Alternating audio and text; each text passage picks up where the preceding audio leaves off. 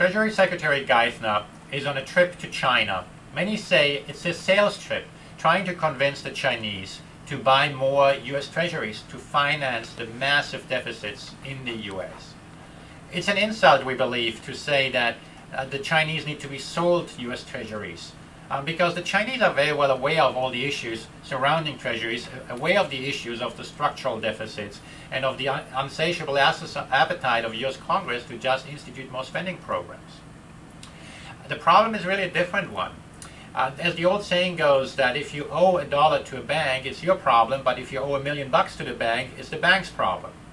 The Chinese owe over $700 billion in U.S. treasuries, a total of about $1.4 trillion in U.S. assets right now. And it's really China's problem how these U.S. assets will perform. The Chinese are very well aware of that. What we say, however, everybody would be better served if one talked very openly about these issues rather than to pretend that the U.S. dollar was somehow a strong currency these days, or that the problems would go away because these deficits will be reined in down the road. We know that this recovery may be shaky. Even if there was a recovery that is not inflationary, which we very much doubt, there is very little chance that all the spending programs will be scaled back. Indeed, we've compared it to the fairy tale of the emperor with no clothes. As long as everybody believes that the emperor is wearing clothing, things are fine. And at the same time, if you look at a place like California, where the emperor is a bodybuilder, so there might be an emperor that's fine without clothing. You have a challenge here that there you talk openly about the issues, and at least you try to rein in the spending part. If you look at other areas like New York, all you do is you ramp up spending when you run out of money. And at the federal level, well, you have the printing press, so the Federal Reserve takes care of it, and the Federal Reserve just keeps printing the money. But the real issue here is not for China and the U.S. to keep up the illusion that there is something worthy about U.S. treasuries. The real issue is that this trust may be eroded amongst Americans and other holders of treasuries.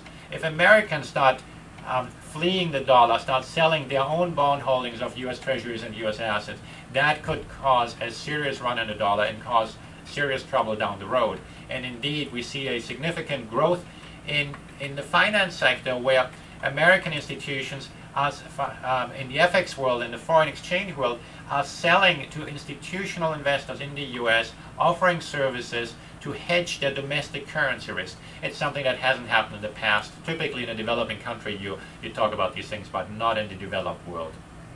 Now back to China. China has the opportunity to do something with this crisis. It's a crisis is too good an opportunity to waste. We've heard from other people, but the Chinese should really consider taking it seriously. They can prop up the broken system that they have, try to continue to rely on exports, but down the road they may get very serious inflation. The inflation rate is already climbing in China, and the loan rate, the growth of the loan portfolio is rising at an annualized rate currently at about 50%. It's an unsustainable level. However, the Chinese have an opportunity to have a more balanced economy. Many, when they think about a more balanced economy in China, think that we're going to give credit cards to all the Chinese, or either the Americans are going to give it to the Chinese or the Chinese themselves. That's not how the Chinese see it. The Chinese will want to build a bigger, stronger middle class so they can afford to spend more, do it the right way, get more purchasing power into their hands. And there are a couple of ways of doing it. The one we have been fostering the most is to give the Chinese middle class a vision to kind of create an entrepreneurial middle class and unleash a power there that would be tremendous and give years of economic growth. A key component in this strategy may be a stronger yuan. A weak one is part of the problem, is part of creating the inflationary pressures at home. With a stronger yuan, commodity prices will come down, the purchasing power of the Chinese will go up. China is taking many important steps in that direction. Already there is trade settlement allowed in local currency with neighboring countries. Brazil was a recent announcement where this is going to take place. The Brazilian Accord, which is one where physical settlement of the currency will take place, may take years to implement. But what we caution is, or it's caution both an opportunity, that this trend may actually be much faster than many policymakers want, just because the market forces may be too overwhelming.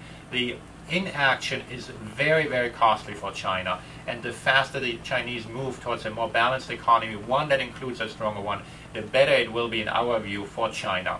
I'm Axel Merk, the portfolio manager of the Merk Hard and Asian Currency Fund. Please come to our website, merkfund.com, sign up for our newsletter. Thank you.